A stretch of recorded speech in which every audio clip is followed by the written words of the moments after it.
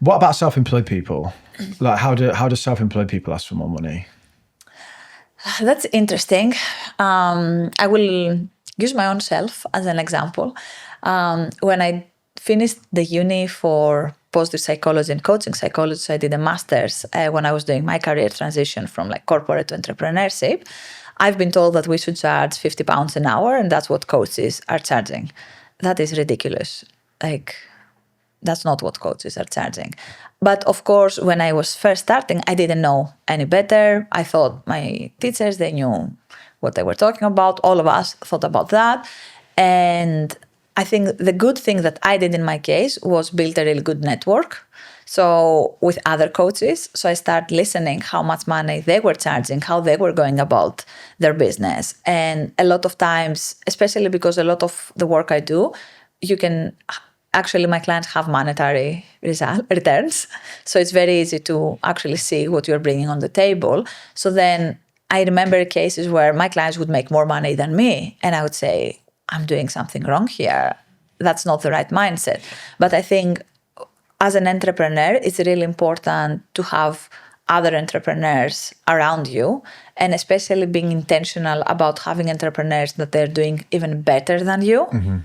So you can benchmark yourself compared to them, because otherwise, I think the confidence can play a huge role here. I was coming from a corporate background. I didn't know any of the things that I shared today. I didn't know any of these things back then. I didn't know how to negotiate. I didn't know how to evaluate my worth or anything like that. So for me, I had to do a huge mindset shift from corporate employee to entrepreneur and a business owner, and having goals and want to scale the business and all of that.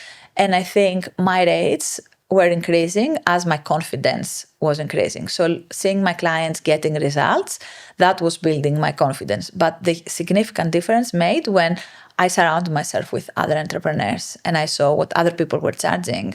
I remember being part of a mastermind just a few years ago, and it was a mastermind, all coaches, different coaching businesses. And what I wanted to bring on the table was rates, because I wanted to see what other people think. I was thinking I was making good money back then. I was pretty happy. And I tell my number and everybody starts laughing. We were 10 of us, 9 people started laughing.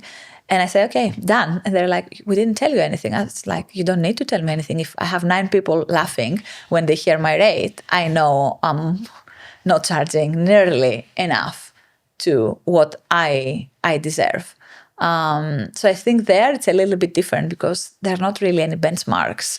And also I feel it's what is the value that you bring, but also how much confidence you are projecting to the person who's going to work with you. Because if you don't own what you're going to charge, they're not going to pay you that money. You can be the best, designer in the world, but if you don't convince them that your design is worth that amount of money, because that's what makes you different and unique and what is the benefits and all of that, people are just not going to pay you for that. I wish I'd known all of that when I was trying to get a pay rise. If you'd like to work with Yota, we've left her details in the description for you.